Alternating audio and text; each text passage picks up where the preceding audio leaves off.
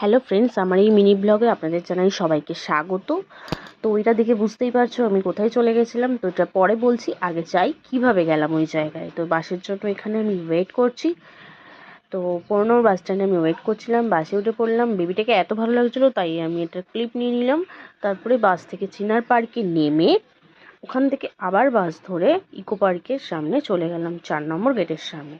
তো ওই পোর্টে যাওয়ার জন্য সাবওয়ে থেকে পারাপার করলাম।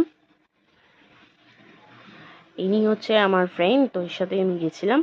তারপরে টিকিটের জন্য আমরা লাইন দিয়েছিলাম। তো টিকিট অবশেষে পেয়ে গেলাম। তো টিকিটের এখানে প্রাইস হচ্ছে পার হেড 30 টাকা।